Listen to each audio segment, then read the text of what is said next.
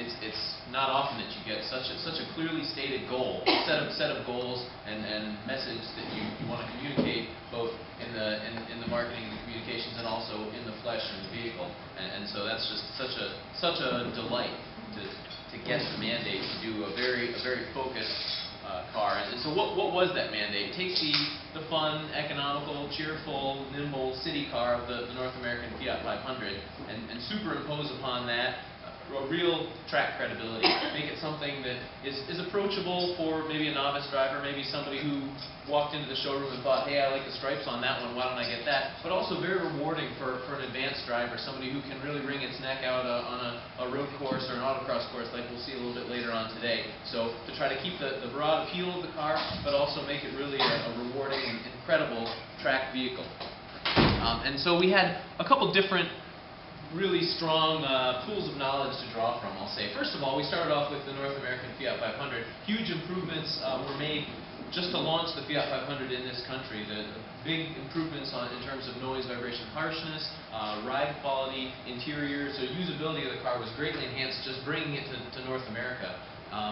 And then sort of a second pool of knowledge is obviously the European Abarth 500. It really informed the DNA of the car. So the exhaust and the ride and the handling and the steering. What does the car look and feel like?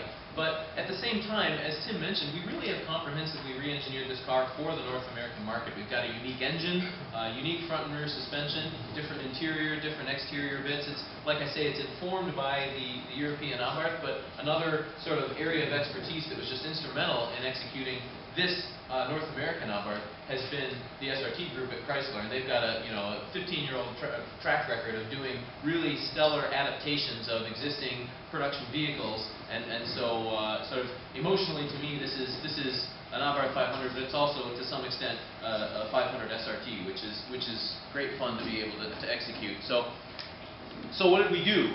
Sort of some of the standard bag of tricks, and then also some specifics. And if you'll indulge me, I know I'm between you and the cars, but I'd like to just go through a couple high points of the car. Starting at the front, you can see the front fascia is all new for the Abarth. You can see the standard fog lamps, and it's a little washed out, but you'll see it once you get down to the car. These two outboard openings outside of the fog lamps actually feed dual intercoolers. It's kind of a novel packaging approach. There's actually two intercoolers in the car to keep the charge nice and cool, dense, oxygen rich, and for maximum power. You can also see down right at the bottom of the fascia there's a kind of a motorsports-inspired splitter piece there. All that conspires together, and actually the front end of the car is zero lift as measured in our wind tunnel, so it has an aerodynamic package.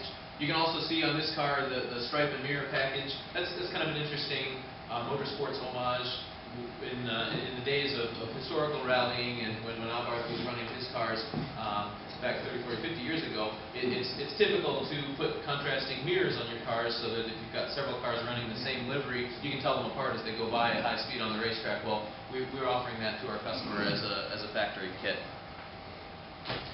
Moving around to the rear of the car, you can see more of the aerodynamic treatments, obviously the aggressive rocker trim, the diffuser section in the bottom of that rear fascia, the unique hatch spoiler, again all to reduce drag and reduce lift, keeps the car very stable at its maximum speed of 130 miles per hour.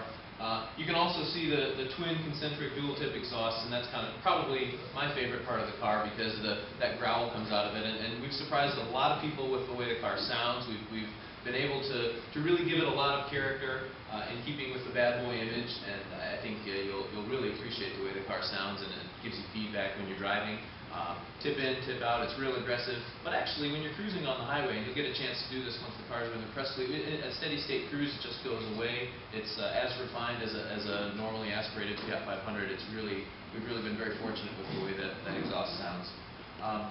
Because I'm an engineer, the really sexy bits are underneath, and I'm not going to show you a picture of control arms and stuff, but I'll talk a little bit about it. Like I said, the suspension has been comprehensively re-engineered.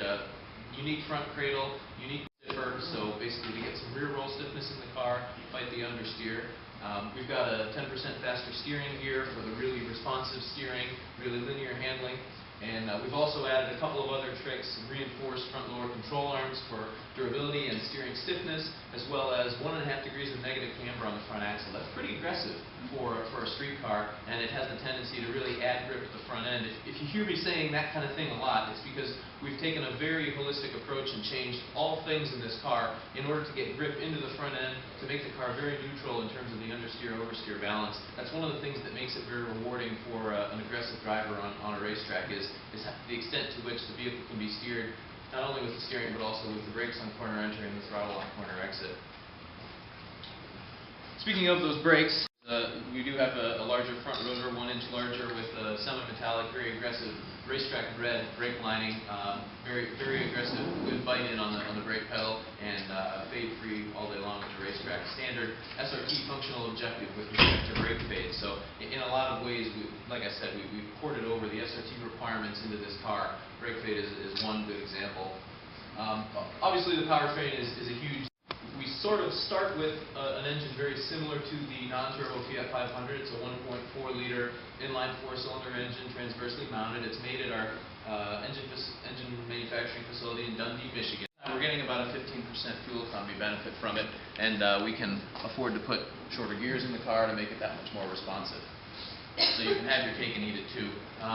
Tim mentioned some of the content on the interior. You'll feel it in a minute, so I won't tell you too much about it other than to say we've got a unique steering wheel, leather everywhere. We've got a unique seat to really hold you in place during the aggressive cornering. There's a standard boost gauge fuel economy because the MO of the car is aggressive performance, and so that's a drag racer shift light that'll come on 0.3 of a second before you hit the fuel cut.